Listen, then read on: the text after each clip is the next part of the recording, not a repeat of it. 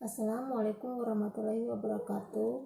Perkenalkan, nama saya Lisna Dewi dengan NIM 17650-127. Di sini saya akan mereview tentang manajemen proyek information teknologi.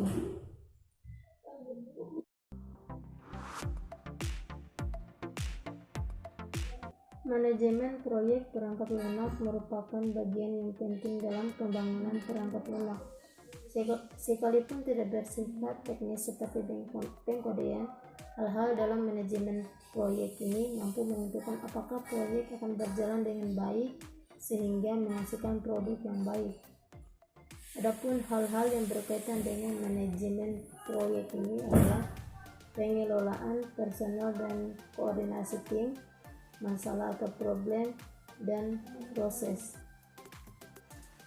Menurut terminologi, manajemen proyek itu merupakan aplikasi pengetahuan, keahlian, alat bantu, dan teknik untuk mengelola aktivitas proyek dalam menghadapi kebutuhan dasar stakeholders, klien, dan memprediksi berbagai hal yang berkaitan dengan proyek.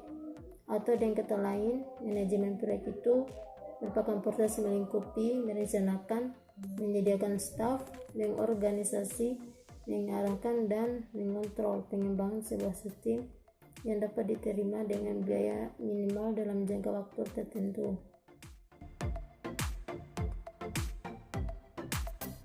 Dalam kategori personel, proses pembangunan perangkat lunak ini melibatkan banyak personal dan dikategorikan dalam 5 kategori. Pertama, manajer senior yang menentukan usaha yang dikerjakan dan memegang keputusan dalam proyek. Kedua, manajer proyek atau teknis. Ini yang membuat rencana, memotivasi, mengatur, dan mengendalikan praktisi yang mengerjakan perangkat lunak ini. Ketiga, praktisi yang itu tentang mengerjakan perangkat lunak. Keempat, klien yang merupakan menentukan kebutuhan perangkat lunak ini dan pihak lain yang berkaitan dengan hasil produk. Kelima, pengguna perangkat lunak yang berinteraksi langsung dengan perangkat lunak yang dibangun. Pemimpin tim perangkat lunak di sini merupakan manajer proyek. Seorang pemimpin tim diharuskan mempunyai keterampilan memimpin yang cukup. Seseorang tidak menjadi pemimpin tim secara kebetulan, tapi sungguh-sungguh karena punya kemampuan secara personal oleh pemimpin tim. Dan adapun kemampuan yang harus dimiliki pemimpin tim. Pertama, mampu memotivasi. Kedua, mampu berorganisasi. Ketiga, mampu mendorong keluarnya ide-ide baru. Keempat, mencari penyelesaian masalah atau problem solving. Kelima, mampu menjadi manajer. Keenam, mampu menghargai kerja. Ketujuh, mampu mengenali tim.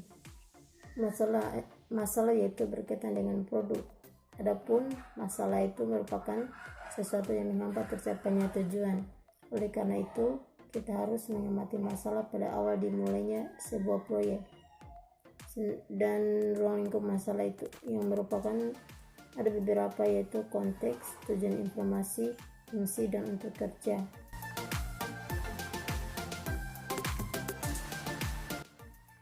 Yang menentukan keberhasilan atau kegagalan proyek meliputi dua hal, yaitu pertama, keterbatasan lingkup proyek atau project constraint, yang merupakan sesuatu yang secara potensial membatasi proses-proses dalam proyek yang meliputi tiga hal, yaitu satu, time atau waktu yang dibutuhkan dalam menyelesaikan proyek.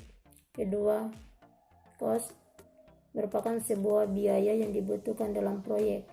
Ketiga, quality, merupakan semua hal yang dikerjakan dalam proyek harus menghasilkan sistem pada waktu dan dalam budget yang ditentukan, namun tetap dalam kualitas terbaik yang dapat dicapai.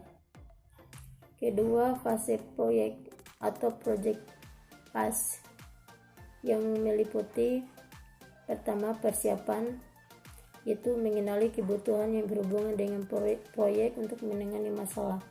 Kedua, perencanaan, yang merupakan ketika mendefinisikan rencana yang akan digunakan untuk menyelesaikan tujuan akhir. Ketiga, pelaksanaan, merupakan mengkoordinasi staf dan sumber daya penting lainnya seperti yang sudah ditetapkan dalam perencanaan. Keempat, pengawasan merupakan monitoring secara konstan terhadap overall progress dalam proyek dan menjaga integritas tujuannya. Selanjutnya, sosialisasi yang merupakan formalisasi penerimaan kesuksesan suatu proyek dari stakeholders atau klien. Dokumentasi. Di sini ada beberapa dokumen, yaitu pertama, dokumen konsep proyek yang merupakan ikhtisar dari apa yang diucapkan klien pada meeting pendahuluan. Kedua, dokumen kebutuhan proyek yang merupakan hasil dari analisa kebutuhan. Ketiga, dokumen persetujuan atau validasi yang merupakan dokumen yang berisi pengesahan manajemen dari klien bahwa proyek diizinkan untuk mengalokasikan sumber daya. Keempat, dokumen lingkup proyek yang merupakan kandungan proyek yang berhubungan dengan proyek seperti project members, project sponsor. Yang kelima, dokumen perencanaan proyek yang merupakan detail yang menunjukkan strategi untuk dapat menyelesaikan proyek. Outline-nya bisa berupa tahapan-tahapan fase dan langkah demi langkah kerja.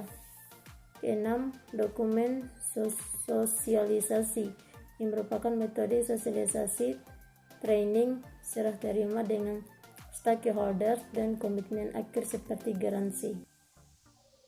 Proyek dianggap sukses jika sistem yang dihasilkan diterima oleh pelanggan. Selanjutnya, sistem informasi yang dihasilkan harus tepat waktu. Ketiga, sistem informasi yang dihasilkan sesuai dengan anggaran. Keempat, proses pengembangan sistem memiliki impak minimal pada operasi-operasi bisnis yang berkesinambungan.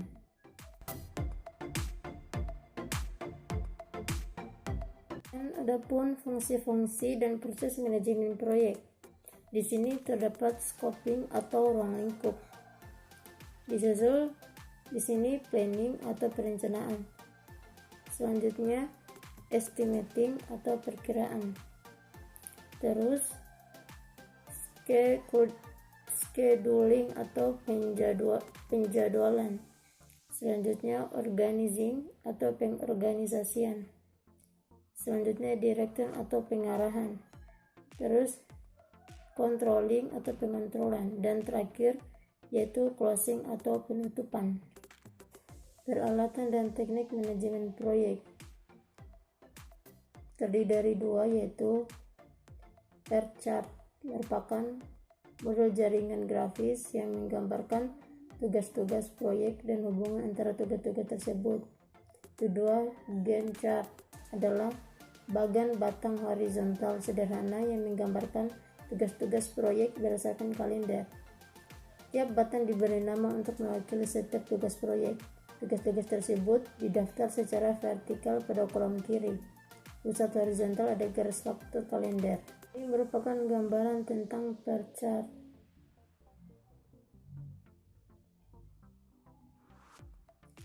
Dan selanjutnya ini merupakan tabel Gantt chart. Selanjutnya ini merupakan tampilan Microsoft Project Gantt chart. Dapat dilihat pada gambaran berikut. Sedangkan ini merupakan tampilan Microsoft Project chart. Itu saja yang dapat saya jelaskan. Wabillahi taufiq wal hidayah. Wassalamualaikum warahmatullahi wabarakatuh.